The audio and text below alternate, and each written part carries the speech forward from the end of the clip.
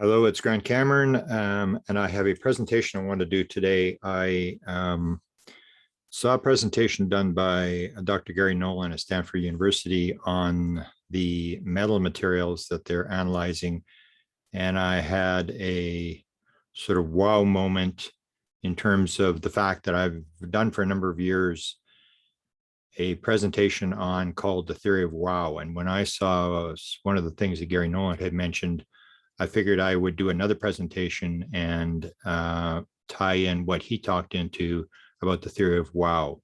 So I'll start with a PowerPoint presentation, and I've done this a number of times over the years, but this presentation I'm going to do now has a lot more detail.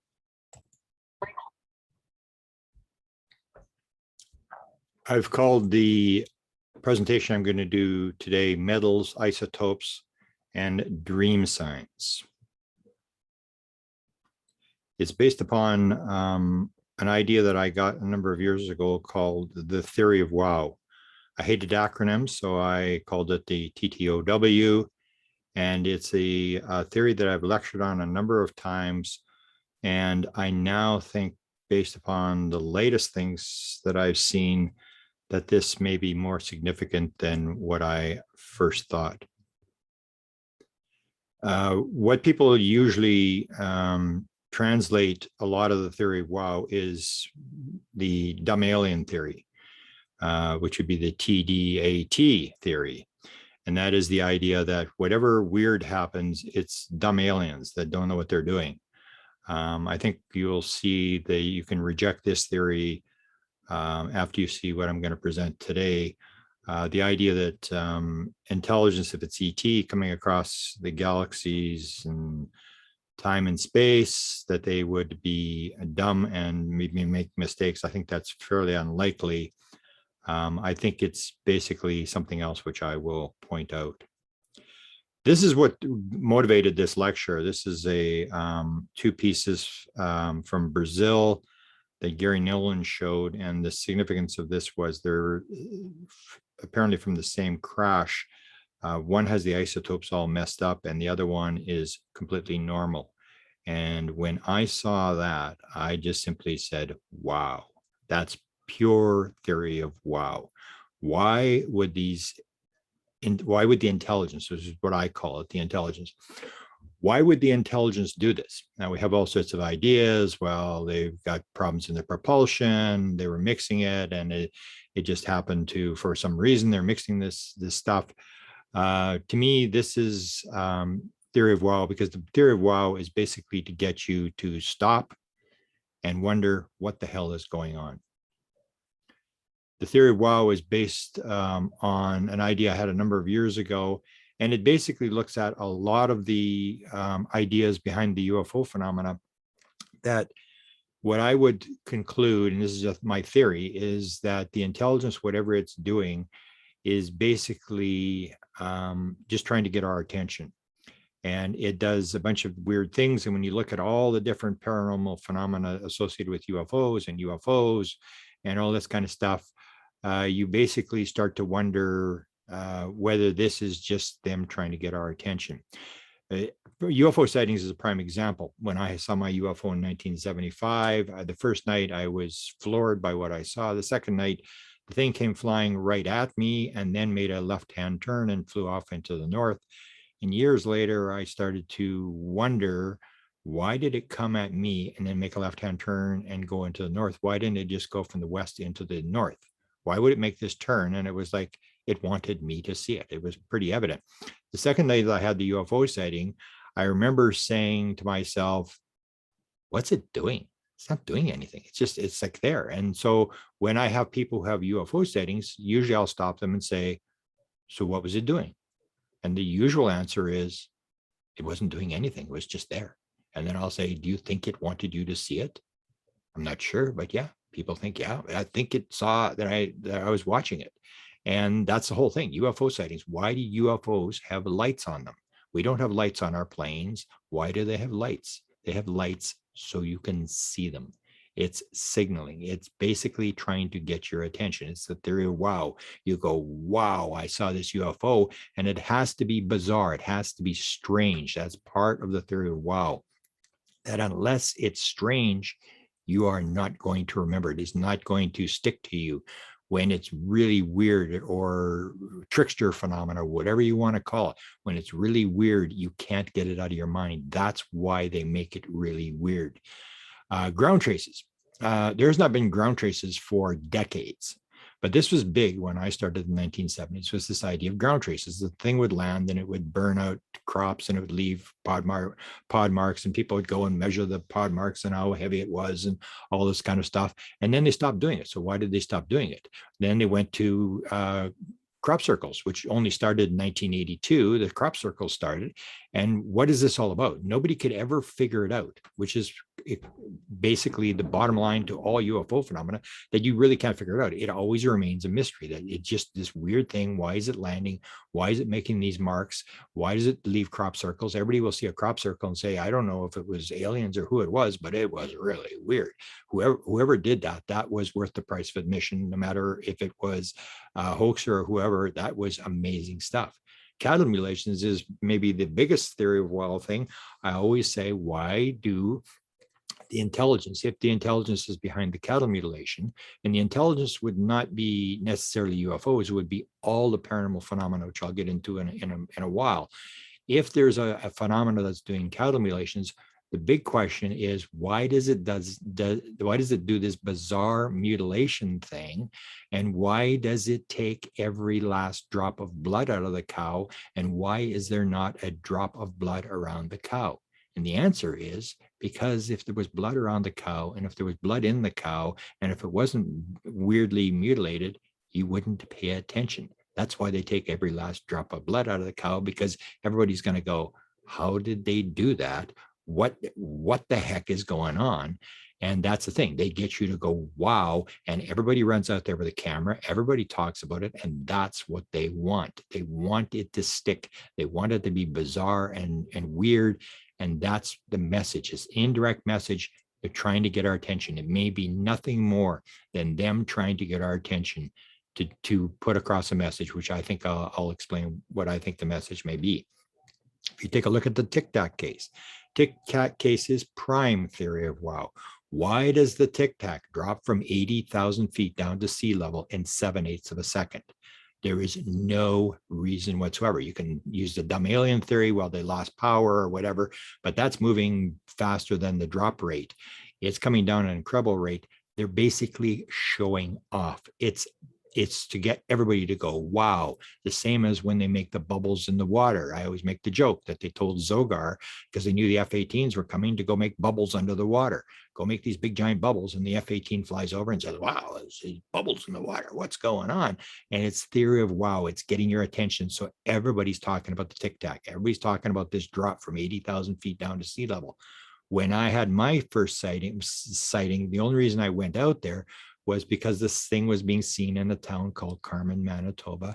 And I wanted to go and see what everybody was looking at. I had no interest in UFOs or extraterrestrials. I'd never thought about it. I just wanted to see because it was a big story. And the reason it was such a big story was that after a couple of months, a local TV crew from CKY TV managed to catch this thing on the ground.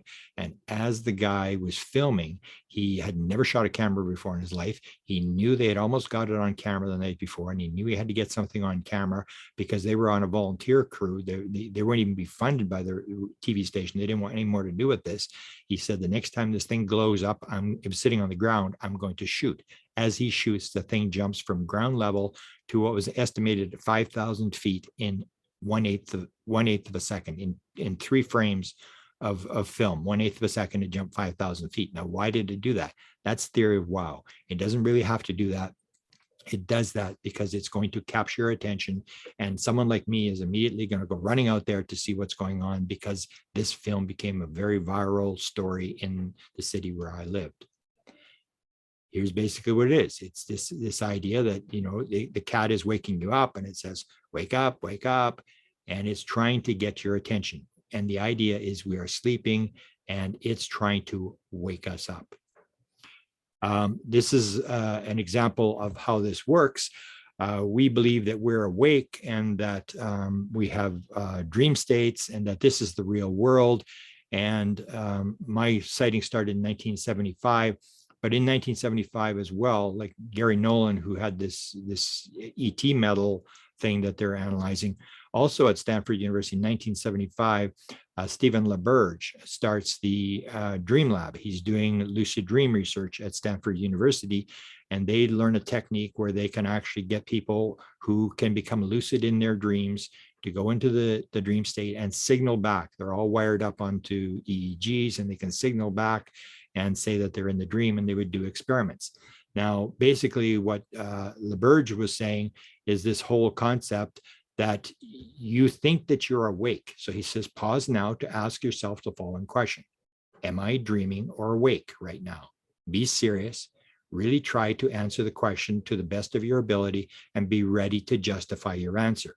And this is the whole thing. We believe that we're awake, but in the people that they did in the Dream Lab, these people would learn how to wake up in the dream, and they would actually run experiments. And what the people would all say is that that world is more lucid. It's more, the colors are brighter. Everything is more real than the real world. And they'd say they're in the real world in the lucid dream state, and we are in the dream. Lucid dreams report this. Near-death experience people will report the same thing. I was in the real world. That is the real world. We are living in a dream. Psychedelic people will tell you the same thing.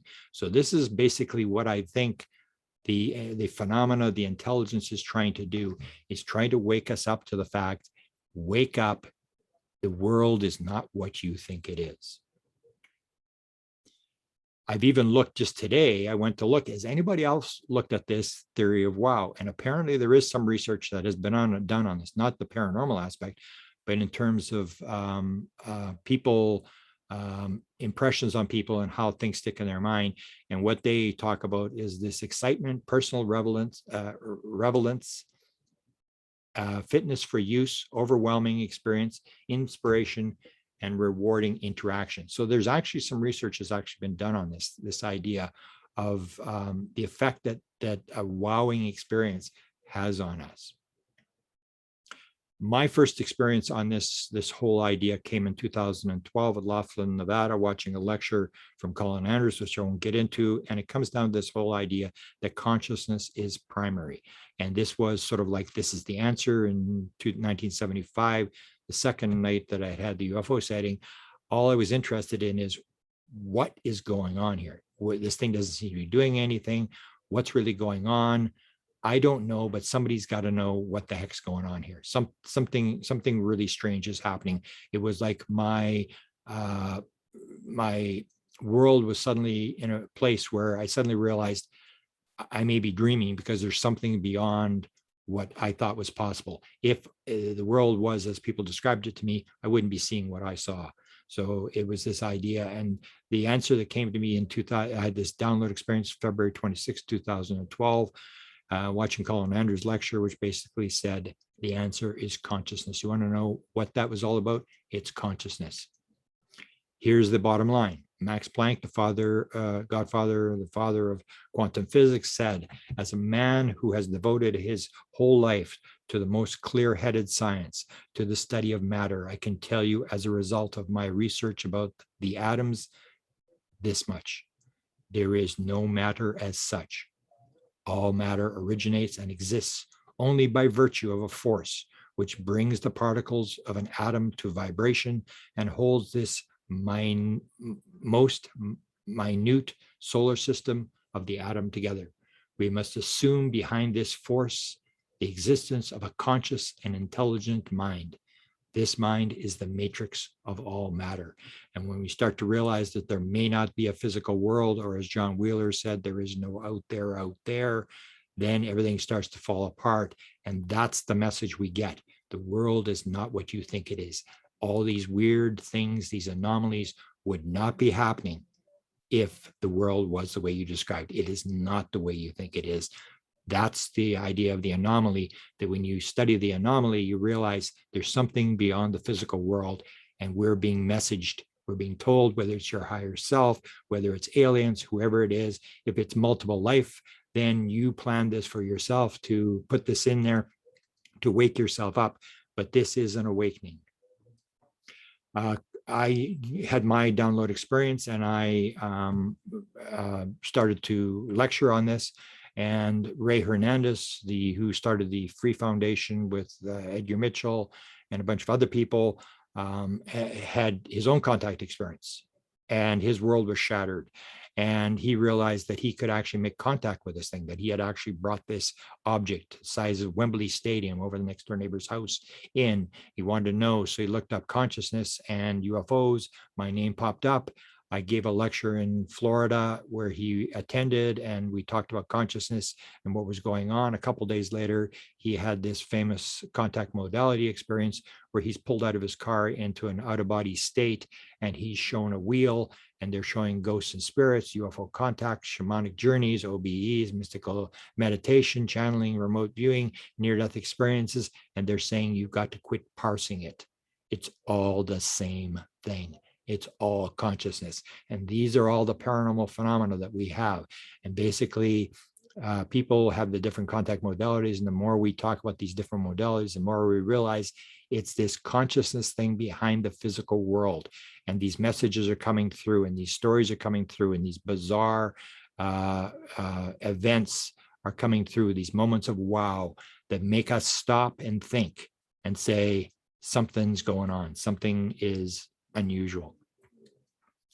I wrote a book called Contact Modalities, and basically we looked at 70 plus contact modalities.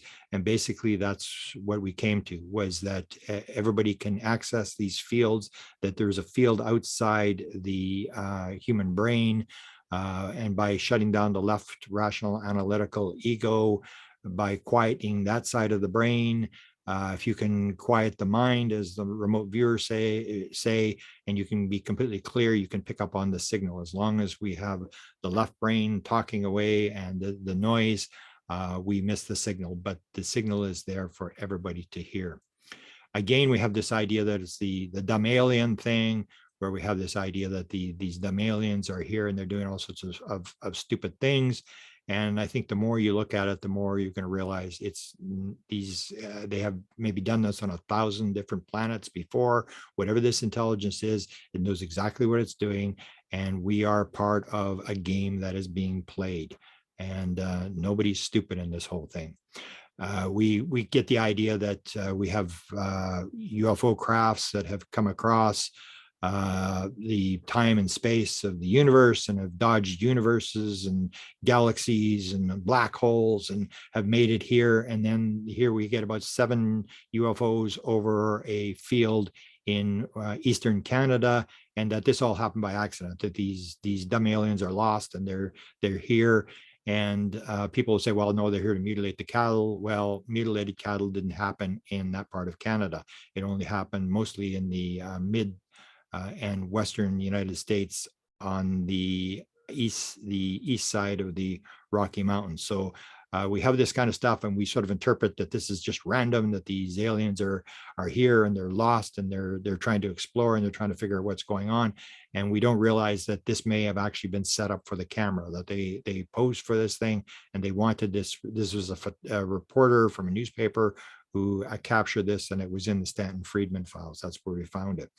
Again, they come through all the time and space and avoiding, fields of debris and stars and planets and whatever, and they make it all here. And then we suddenly get these crazy situations where you get a real theory of wow thing where it makes no sense whatsoever. So you have 1897, you have in Aurora, Texas, you have a UFO comes, and they've come all the way across time and space, avoided all this sort of stuff, and they're flying at 8 miles an hour, and they run into a windmill and crash. Now, does that really make sense? 8 miles an hour, and they crash into a windmill. They come all the way here, and it's the old thing. It's like these dumb aliens, and they just sort of run into this thing, and we assume that this was an accident. If you take a look at some of the material that's been put out, Bob Bigelow talked about the fact that he believed that the crashes were being seeded. He said this in one interview. He believed they were being seeded. Tyler D apparently has said that they called this place in New Mexico, I'll show you some of the material from there later, called it the gifting field, as if this stuff is being dropped. that there's no dumb aliens doing anything, that this may all be staged, that this is all planned. And it's the same thing as to create this anomaly to get us to wonder what the heck's going on here. And the last person that talked about this, I even talked to Jacques Vallee about this doesn't make any sense, Jacques, that you come across the galaxy and then suddenly everybody starts crashing and little pieces are falling off the flying saucers and stuff like this. This doesn't make any sense. This looks like they're gifting. And that's when Jacques Vallee said, well, I think I'm the one that came up with that idea of the gifting, that this is maybe not as random as people think it is, especially when you've got a craft that's moving at 8 miles an hour and it crashes by hitting a windmill. The Trinity is another one. I mean, you come across all this, the galaxies and time and space, and then you're flying along and you run into a communication tower in 1945. I mean, was that an accidental thing, or was that actually intended? It happened a couple of miles from the Trinity site, and you have all these significance that there seems to be a message behind what's going on here. And you start to wonder, is this random or is this a wow event? Roswell's another one. We have the dumb alien thing. We believe that, you know, the aliens, they made it all the way across the galaxy and then they get hit by lightning and crash. Or the other even more bizarre one was two of them are flying around and run into each other. And this is you start looking at this stuff and you start thinking like this is not very smart thinking. It makes more sense that this may have been intentional. Here's the old idea. It's like, you know, these dumb aliens and they're crashing all over the place. And we go about this. The other bizarre thing that I've always pointed out with crashes, and this is from the Stanton Friedman files, this is a guy who sent them. I don't think this was ever analyzed. They have this under lock and key. I told him to put it under lock and key. This is a piece that he claimed was from the Roswell crash. Somebody had sent to him. I'm not sure whether they were analyzed, but he was saying, here's the piece. And when you see all these pieces, for example, the Gary Nolan pieces you see at the very beginning, what you see is they're in little tiny fragments. So here you have if you've heard the Roswell story, that you had this material was so strong that you could take a sledgehammer and smash it with a sledgehammer and you couldn't dent it.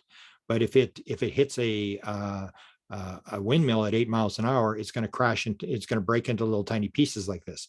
That does not make any sense, that it would break into these little tiny pieces, like dropping a wine glass off the 5th floor of a balcony. There's something else going on here, that you have all these little pieces that suddenly appear from something that is so advanced and should actually break into bigger pieces.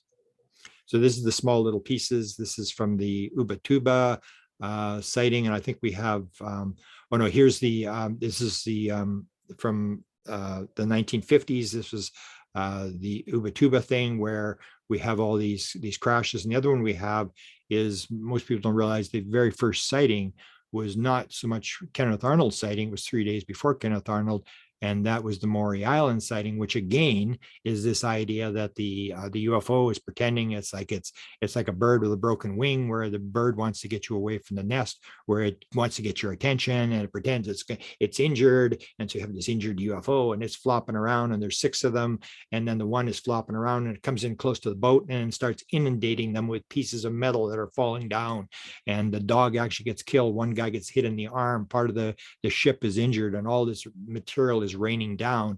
And so it's either this is intended, that they wanted this big thing to stage the beginning of the UFO flap in 1947 with this bizarre thing at Maury Island, or you think it's dumb aliens who can't fly their craft that suddenly come into our airspace and suddenly have trouble.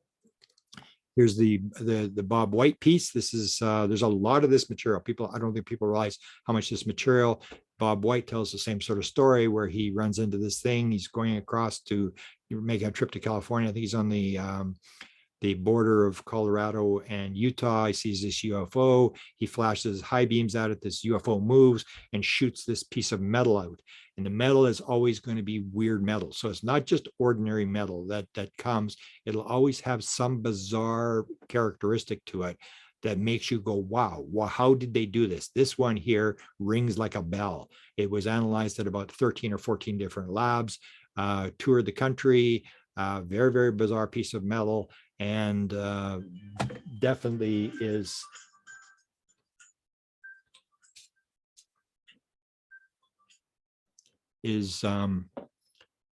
very strange. This is the piece that Desta and I found at the University of Arizona in Tucson. This is a piece from 1939. Again, like every other piece of metal, it's completely different than every other piece of metal. You never get two different crashes that are the same metal, and it always has a bizarre characteristic to it.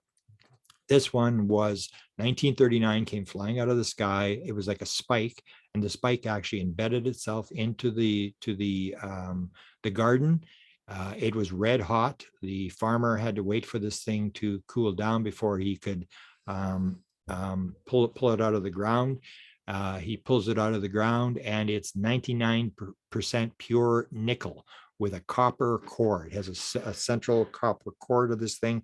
It was actually taken to NASA and analyzed in 1967. It's in the McDonald files, and it's a very bizarre piece of metal. All they could determine was nothing coming out of the sky at that time would have had those kind of metal characteristics, that kind of purity. Again, a theory of wow event. Very, very bizarre. So you've seen this material is all over the place. It's come in, and it's just to create an anomaly, I believe, to get people to think. Hunt for the Skinwalker is, I'm about to do a book. It's in editing now. Desta Barnaby is editing the book, and it's on apports. Apports is a big part of this thing. It's a lot of the metal, I believe, is like apport material. It's being dropped the same as apports are being dropped. And apports and manifestations are things that move around the house, move from one place to another, or stuff falls out of the ceiling into the middle of the floor. And if you look at the Skinwalker story, I think in the book we list 20 different apports where you have situations where the woman comes in with the groceries, puts the groceries away, all the bags are on the counter, she goes in the next room, comes back in, and all the groceries are back in the bag. It's those kind of weird wow events, and there was about 20 of them at Skinwalker Ranch, stuff appearing, disappearing. And of course the biggest one that they had was the one that DIA went there to investigate, and that was, how do you take 4 bulls and comatose the bulls and then stick them inside a locked trailer without opening the door and put them in there like sardines? That's the kind of stuff that they wanted to see, the technological implications, whether they could reproduce this, whether they could use this for offense or defensive purposes. And so a lot of this theory of wow stuff is going to fall into this category. There are anomalies that are being used by the phenomena to wow us, but they have principles that they operate on. Here's the this famous slide 9 that was the DIA had, that they used to brief the Senate. Penetration of solid surfaces. That's this whole idea about how do you put metal through bulls into the trailer. Anomalies in time-space construct. So you have these kind of things, and that's what they were, I believe, looking mostly at Skinwalker Ranch. It wasn't so much the UFO thing. It was this bizarre paranormal wow events of apports and manifestations and these kind of things. Now, if you take a look at researchers, we get the same sort of thing, where you start to see these events that happen to UFO researchers are also wow events, that there's maybe not as much random going on there as we think there is. The prime example of this would be Bud Hopkins, who has a sighting. People don't realize that he actually was, when the War of the Worlds, when it was being played, he was in New Jersey where this thing was supposed to be staged, and he was looking out the window, and his father and the neighbor had come in with the guns and wanted to go onto the hill, and they were going to take on the aliens. And it was real time for Bud Hopkins. He was looking out the window looking for the aliens to come. He was there when this happened. Now, is that chance? Now, the next thing that happens to him is in the 1960s, he has a daylight sighting. This is his version of it. I had a daylight UFO sighting on Cape Cod. It lasted about 3 minutes. The object seemed to be able to hover. Then it zoomed at great speed straight away into the wind. We had thought perhaps it was some kind of weather balloon or something, but clearly it wasn't. And when you see something like that, and the three of us saw it jumping out of the car, finally watching it disappear, you realize there's some factor in the world that you had previously been unaware of. Exactly the same thing I had. There's some anomaly, something in your world is not fitting, and it could be an extremely important factor. So that's the whole thing. He saw it. And the question is, what was the UFO doing? It wasn't doing anything. It was just sitting there, letting Bud look at it, and then taking off at an incredible rate. Why would you need to take off like a lightning bolt going the opposite way, which a lot of people describe? Why would you have to leave in such a bizarre manner? Because they want you to go, wow, nothing can move away that fast. It's the banana. And then when you take a look at that, so they've got Bud Hopkins' attention, and then they capture him in 1975, the same year that I started. They do the next thing to him, and that is he is buying wine and liquor from the corner store, and the guy who owns it is this guy here, and he tells Bud a story. He said, I'm driving home and I'm driving down, and suddenly this UFO comes up, and it is flying along the same as with me, almost like in Close Encounters of the Third Kind, where the object is following the car, and then it goes up and goes over top of the car, and it goes into this field. And it goes into the field outside of this apartment complex here. And bizarre as it seems, the name of the apartment complex was the Stonehenge. So this guy saw this thing, and he was driving very, very slowly, and he was watching. And what happens? The UFO lands, and 9 to 11 little aliens that looked like little children with snowsuits on come down a sort of a ladder type of affair from the UFO, almost like firefighters going to a fire at a very rapid rate. They've all got bags, and they've got these spoon shovels, and they're digging holes in the ground. They quickly dig these holes, and they zip back into the UFO, go back in, and the thing takes off. This guy is totally petrified. He goes back, and he actually finds 15 holes in the ground dug. So the question is, why would aliens need to come and dig holes in the ground and gather dirt? Why would you not need one bag of dirt? You need 15 bags of dirt. It was classic theory of wow. And what happens is Bud goes there, and Bud hears this story and has had his own UFO experience. So he goes to investigate this and talks to the guard at the security guard at that complex, the apartment complex. And that guy said, yes, I saw an object in the field. And as the thing took off, the window cracked. So again, you get this weird theory of wow, as if something had hit the window and the window cracked.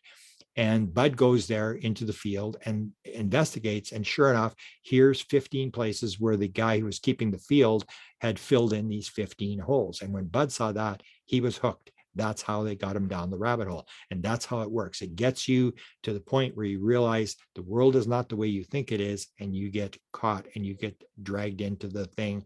And if it wasn't weird, if none of the things fit, you wouldn't realize it. They're doing these weird things, and they're giving you a message. Here's one of the biggest ones. Bud Hopkins actually brought this up, and David Jacobs has brought this up about the dumb aliens. They can't even put people back in the right cars. And they have this whole idea that a lot of people will actually come back from an experience, and their t-shirt is inside out and backwards. So I have a friend whose name is Jim, and I asked Jim, I said, Jim, did they ever do that to you? He said, yeah, they did it twice. You want a photograph? And he sends me the photograph of when it happened to him. The shirt was inside out and backwards, t-shirt. And basically the other thing they did is they spilled this stuff all over it. And it actually was sent to Kathy Martin, and they were doing this investigation. And this big theory of wow thing was going on, like what happened? What's this stuff on the shirt? And it was basically telling him, yes, something happened last night. And he spent the rest of his life trying to figure this whole thing out as to what's going on. What was this stuff on the shirt? Why did it turn inside out? And he had a number of very bizarre experiences in his bedroom with this phenomenon. I mentioned some of this before, the Tic Tac dropping. Why would orbs? You hear a lot of these stories where a UFO flies along and 3 objects come out of it and make a triangle. So why would they do that? Why? I mean, is this a pre-abduction maneuver where they make a triangle in the sky before they go and grab somebody? This is all classic theory of wow. Now back to this, what motivated this whole thing was this whole idea that this is the Ubatuba event. These pieces, 1957. One has straight isotopes, normal isotopes of magnesium, and the other one has these bizarre ratios, and it's both in the same sample. So the question is, why would you have this bizarre difference in the same sample? They used the secondary ion mass spectrometer, and it had perfectly correct isotope ratios for what you would expect for magnesium found anywhere on Earth. Meanwhile, the other one was just way off, like 30% off the ratios. And so we have we had come up with all these ideas about crazy, dumb aliens, and they mixed it and they didn't really mix it right, or there's a problem and whatever, and that's why they crashed, or all these different things. And it may just simply be that they want you to go, wow. And of course, now these things are locked up into safes, and people are, spending big time money to try to analyze it, and they've got everybody's attention. Here's the actual story. That was given with the pieces that first came in 1957. I was fishing together with various friends at a place close to the town of Ubatuba, Sao Paulo, when I sighted a flying disc. It approached the beach at an unbelievable speed, and an accident, that is, a crash into the sea, seemed imminent. At the last moment, however, when it seemed it was almost striking the water, it made a sharp turn upward and climbed rapidly at a fantastic impulse. Astonished, we watched the spectacle with our own eyes, and when we saw the disc explode in flames with no sound, it disintegrated into thousands of fiery fragments, which fell sparkling with magnificent brightness. They looked like fireworks, despite the time of the accident at noon, at the midday. Most of the fragments, almost all, fell into the sea, but a number of small pieces fell close to the beach, and we picked up a large amount of this material, which was as light as paper. I'm enclosing a sample of it. Now, that is like almost out of a movie. That's like, talk about getting people's attention. And so I've talked to, both Jacques and I talked to Hal about this, and I think they realize this. There's some significance to what this is about. They've both picked up on this. So let me go through these two men and what they've done. And basically it's this wake up call. It's like, wake up, that they're using these people. Now Hal Puthoff, when I talked to him about it, I sent him a letter and said, this has to be like a port material, because he had the experience. Edgar Mitchell writes this. This is from the Uri Geller, when he was at SRI in the early 1970s, and they broke off with Uri Geller because the idea was that he had connections to Mossad, and the CIA wouldn't have anything to do with this. So, but when Geller was being investigated, this is what Edgar Mitchell says. We were finishing lunch in the cafeteria at SRI, and Geller was eating a dish of ice cream. He bit down on something in the ice cream, and it cut his mouth. So he was swearing at it. I fished it out of the ice cream, scraped it off, and washed it, and was surprised to see what it was. And basically it was a pin that Edgar Mitchell had lost in Houston 2 years before.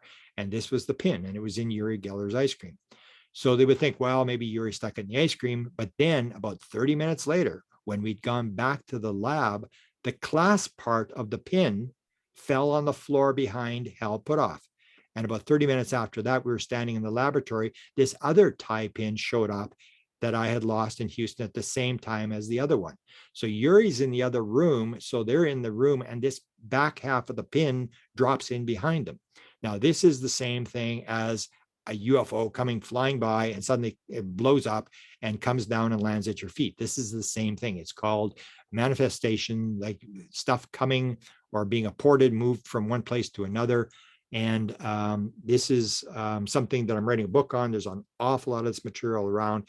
And so Hal Puthoff would be aware of the fact the material would appear like this, and it would have a message. There's a message they're trying to get across to you, the idea, the world, if you can be in a room and a pin is found in ice cream, and then the second half of the pin drops in behind you when you're in a sealed room a couple minutes later, you realize the world is not as material and as random as you might think it is. Something weird is going on. And when you look at the anomaly, that's when you make the discovery. In fact, Gary Nolan said that was the important thing. I write about the 95%, but I'm most interested in the 5% anomalies, because that's where the inventions will come from. It's the weird things that you can't explain that will lead you to inventions. And that's the theory of wow, the anomalies.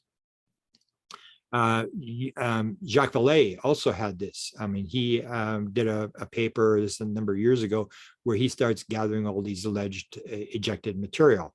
Now, I would say it's not just ejected material. There's all sorts of material that is appearing in different ways through reports and stuff like that. And it's all basically the same thing, but at least he got the idea to put all this material together and to try to see a pattern. And there is a pattern when you start looking at it, that this stuff is happening all over the place. Here's an example that I will give you that Jacques, this is from a 1978 interview that Jacques Vallee did. And he said, let me give you an example of what I mean.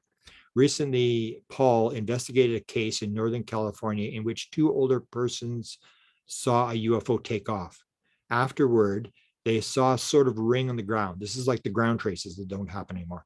So this happened all the time in the 1970s. It leaves this ring on the ground. Within the ring, they found some molten metal and a pile of sand. So here you have, again, the molten metal. And you either believe it's dumb aliens who, something went wrong with the craft and they had to eject this metal or whatever, or they're leaving it for a reason. And why are they leaving the metal? And more accurately, why are they leaving the pile of sand? Now, this happens, as I say, all over the place. This is the Falcon Lake sighting, which was May 25th, 1967, which actually was the same day that a MiG-25 flew over the Dimona nuclear plant in Israel just before the 6-Day War. And the 6-Day War was about nuclear weapons. And the MiG-25 flew over there because the invasion by the Egyptians was a cover for the Russians who were going to come in and take out the Dimona plant, which was putting its first 2 nuclear weapons together. It was assembling the weapons at that point. The same day that happened, this sighting happens in Falcon Lake. This is one of probably the most famous sighting in Canada. This is a case where the guy is burned. Here's the area where this thing was sitting on the ground. He touched it when it was powered up, and he was injured by this whole thing. And what people may not realize is that the place where it was, the year after, they did a major investigation and they discovered silver.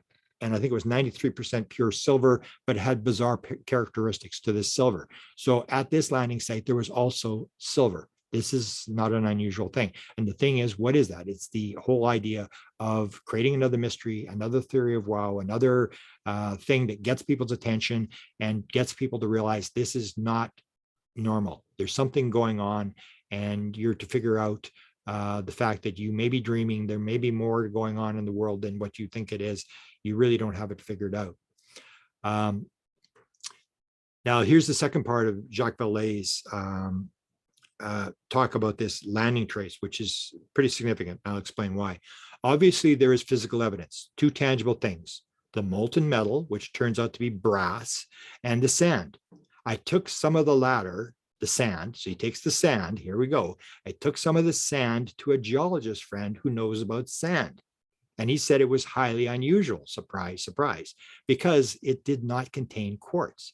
And it was not stream sand or beach sand or residue from mining or anything else.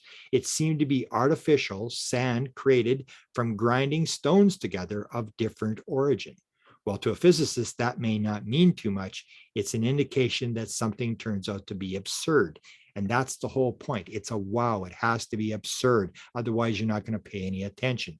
It's this bizarre, not just sand, but really weird sand that they leave. Now, here's how it ties in. This is a case from Tucson, Arizona. There's a woman by the name of Paula, who I was doing a lecture on apports in Tucson, Arizona. I was contacted by a researcher who started to show me these photographs. Paula walks into her bathroom. She's an experiencer, has had a lot of bizarre things happening, a lot of wow stuff happening, poltergeist type stuff happening. And she walks into the middle of the bathroom, and here in the middle of the bathroom floor is a pile of dirt in the middle of the bathroom floor. And so she's going like, what is going on? And they actually analyze it. And again, it's very, very bizarre. There's not been a final analysis done on this. She discovered a small disc that looked almost like a candy, but it was sheared, and one part of it has a little semicircular piece that's moved off to one side. So they found all these bizarre things about this sand. And what she discovered later was not only that, she goes to a restaurant. She goes to a restaurant and the sand appears under the booth where she's sitting in there. And they managed to get a photograph as the person's trying to clean up the sand from the restaurant. So this sand was following around. It's the same thing, bizarre, weird sand that is unexplainable that appears in the crop circle that Jacques Vallee is talking about, and then appears in Tucson in the middle of this woman's bathroom floor. So why would you leave a pile of sand or dirt in the middle of a bathroom floor? They want you to go, wow. They want you to go, something weird is going on here, and get your attention. Here's even more bizarre, the same woman. So you talk about theory of wow, why would they do this? Why would they take her earbud from her iPod and string it through the eye of the zipper on her purse? This is impossible. They're just going, watch this. Try to explain this. This is called theory of wow. It's these very bizarre things that follow this woman around, all these bizarre things that are happening to her that are inexplainable. Third Eye Spy. Here's shows Lance Munguia, who produced it, talks about this photograph that was taken Fox was going to put in, he put the photograph in, but he didn't put the backstory to this thing. Lance told a story about this guy. This is the Australian sighting at the school. And this photograph was taken at the same time. And the other thing that happened was this was the same time as the 6-Day War. It was also the same time as the first hearing and the Appropriations House Committee that Ford initiated happened the same day. That committee meeting on UFOs that Ford had initiated. The thing was, this guy takes this photograph of a UFO, and then he's approached by high-level, claiming to be high-level Australian officials to try to get the photograph off him and threaten him not to do this photograph. And then he starts having paranormal phenomena happen.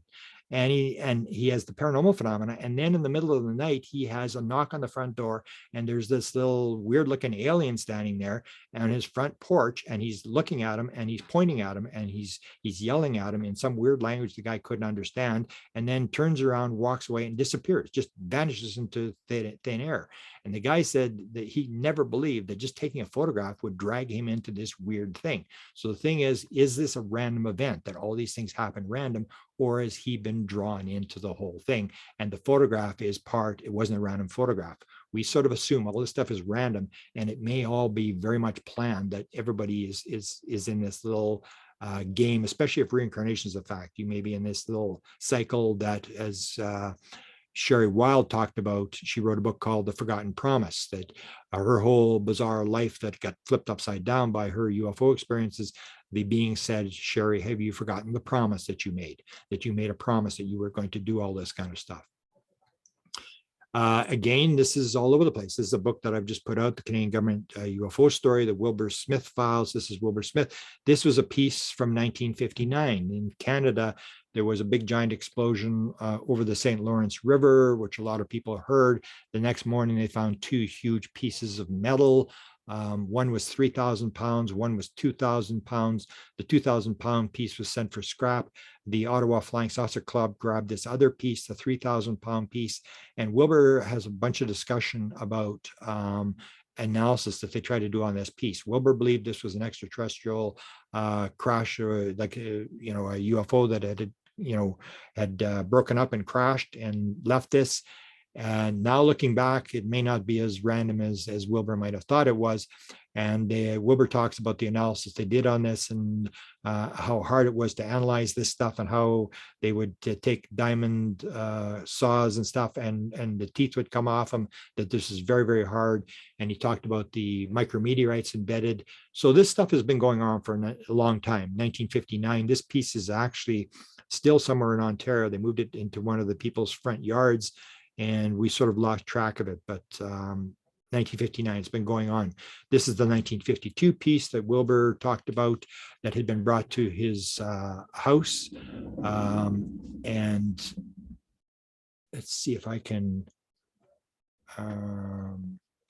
let me just, this is the 52 piece. This was a piece that they believed at that time was shot off a UFO. And Wilbur analyzed this. When I talked to the metallurgist, I talked to him about this, and he said that, I said, how much material did you and Wilbur actually analyze? And he said, tons of it. It was coming all over the place. Many times I do remember blue military cars pulling up at the house and leaving packages of things for him to do metallurgical analysis on. We asked him what they were, and he said they were chunks that unidentified things that the military had either shot down or found. Unidentified things, or did he actually use the word flying saucers? Or yes, yeah, on a couple of instances, I remember packages the size of a loaf of bread coming in. The box would contain a chunk of metal that had been told that the Air Force had shot a chunk off of a flying saucer, and they'd already done some analysis of it. I'd like to have him to have a go at it too. So.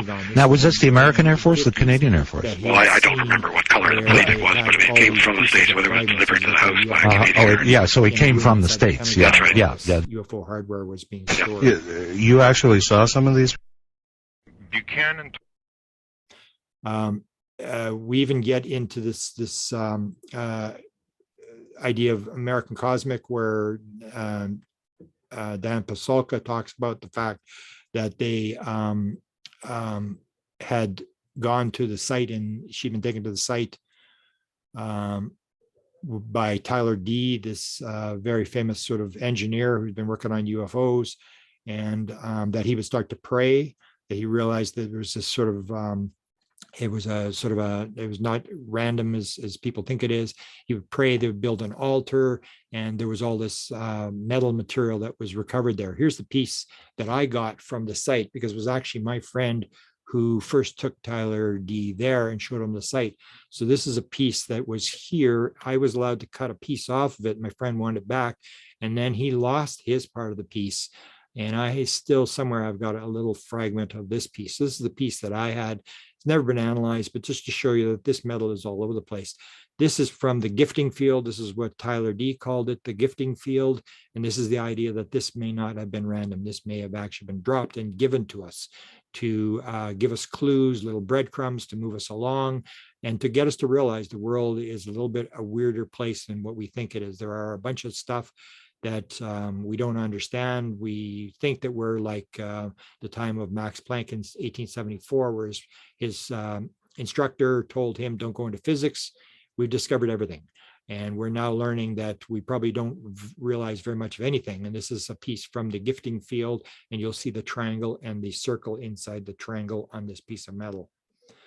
This is one Chris Bledsoe had, which was an orb that was flying over his driveway about 11 feet up and was dripping this metal onto the asphalt, and he scraped all this stuff up, and it was recovered. This is the famous honeycomb piece. You may have heard about this honeycomb piece. There's a lot of this metal around all over the place.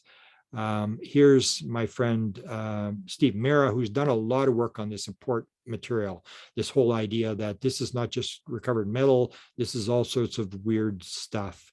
And he had a piece. Now, to show you how this stuff is weird, he did some work on metal pieces and apports on cups. I thought I had a slide, but I guess I don't have the slide, where you can actually see the change in structure of the cup, that a cup had been apported from one part of the room to the other part of the room. So they would take a cup in the same set of cups, and they would analyze the cup before it was the one that was not apported and the one that was apported, and there was actual structural changes inside, almost the same as the UFO thing. And that doesn't mean that there's going to be propulsion developed out of this cup. It just means that they're doing these weird things where they're changing the structure of the cup after they move it. Not so much because it changes the structure, but they want you to analyze it eventually and figure out this is really weird and drag you down the rabbit hole. So he had an experience where he had a coin. We have a lot of his experiences, apport experiences.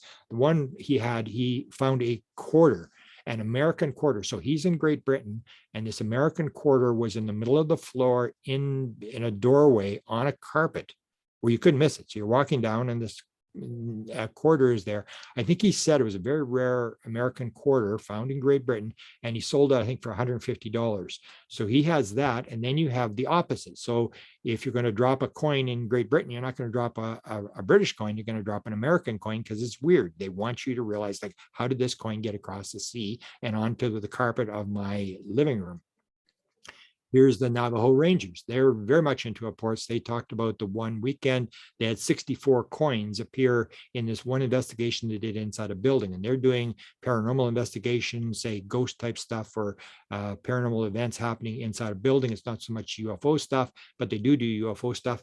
And they talked about the fact that they also ran into this. And here's their story. I think it's, this is Colonel Halt.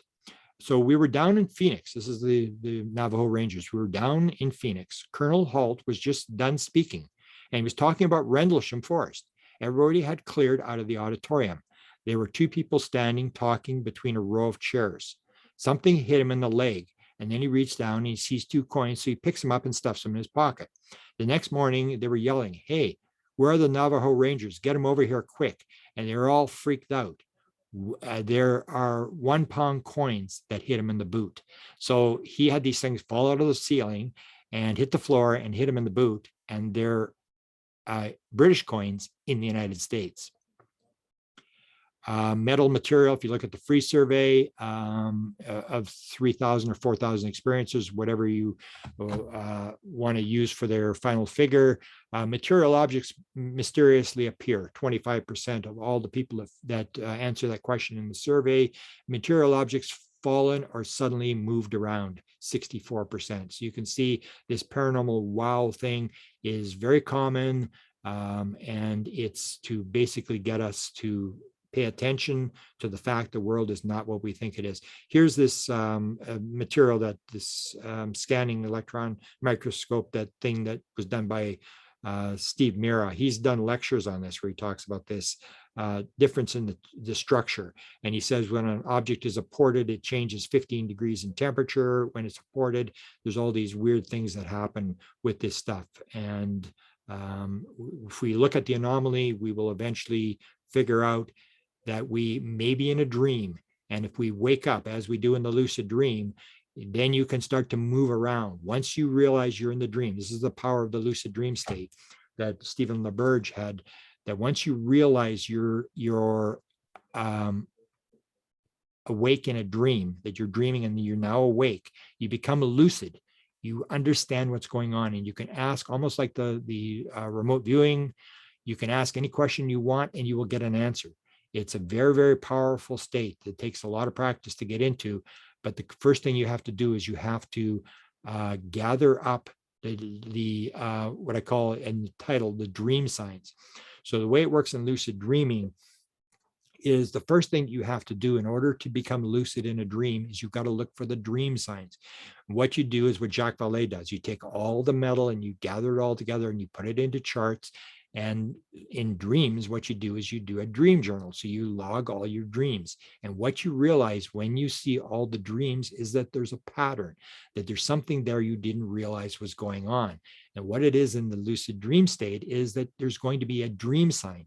Now, the dream sign is put in by whoever, by the higher intelligence, by your higher self, by whatever, but every dream, all these dreams will have dream signs. And it may be, for example, your dead mother keeps appearing in the dreams. And you thought she only appeared one time. But when you start doing the dream journal, you suddenly realize, oh my God, my mother's in every 6th dream.